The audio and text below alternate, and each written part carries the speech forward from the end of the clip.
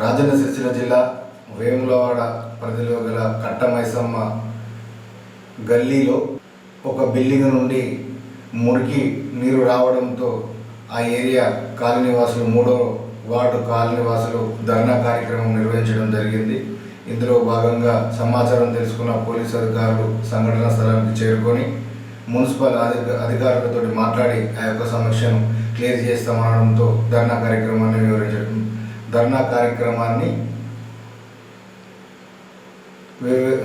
విరమించుకున్నారు. పోలీసులు సంఘటన స్థలానికి చేరుకొని వారికి మున్సిపల్ అధికారులతో మాట్లాడి సమస్యను క్లియర్ చేస్తామనడంతో ధర్నా కార్యక్రమాన్ని ముగించడం జరిగింది.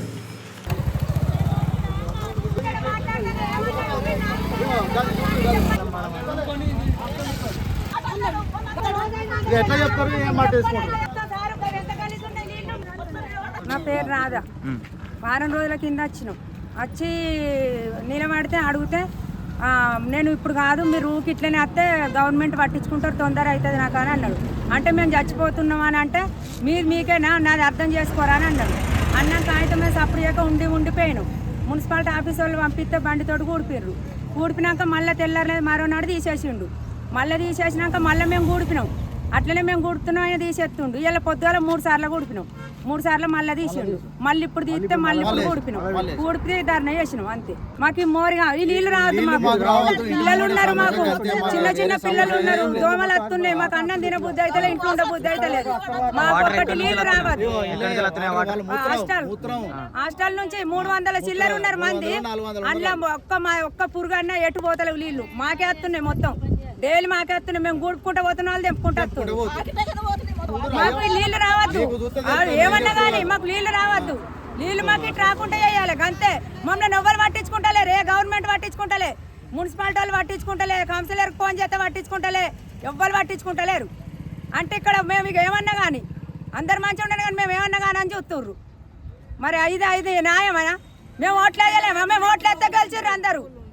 అప్పుడేమో ఓట్లయ్యారు అని అన్నారు. ఇప్పుడేమో మమ్మల్ని ఒక కాలు మొక్తామని అతను ఇప్పుడు దండం పెడతామన్నా కానీ వాళ్ళు రాలేదు. తిరుపతి ఈ హాస్టల్ కట్టంగానే పొక్క కూడిపోని కౌన్సిలర్ అన్నాడు. కానీ ఆయన కానీ కూడిపోలేదు. గాడి వరకే తీస్తుండు కావచ్చు అని మేము అనుకున్నాం. ఏం చేసాడు? ఈడు దాకా తీసిన వాళ్ళు ఏం చేసినాము, సప్లై ఊకున్నాం, ఊకున్న వాళ్ళు ఏం చేసాడు? మళ్ళీ మేము కౌన్సిలర్కు ఫోన్ చేస్తే గవర్నమెంట్ వాళ్ళు కమిషనర్ ఫోన్ చేస్తే గవర్నమెంట్ వాళ్ళు ఇద్దరు పంపించిండు మున్సిపాలిటీలో.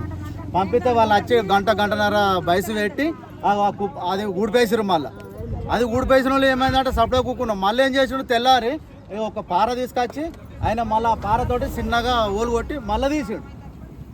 మళ్ళీ తీస్తే మళ్ళీ అడిగితే ఏంది మా ప్రాబ్లం ఏంది అంటే, కమిషనర్ ఫోన్ చేస్తే ఆగురు, ఒక 4 రోజులు ఆగురు.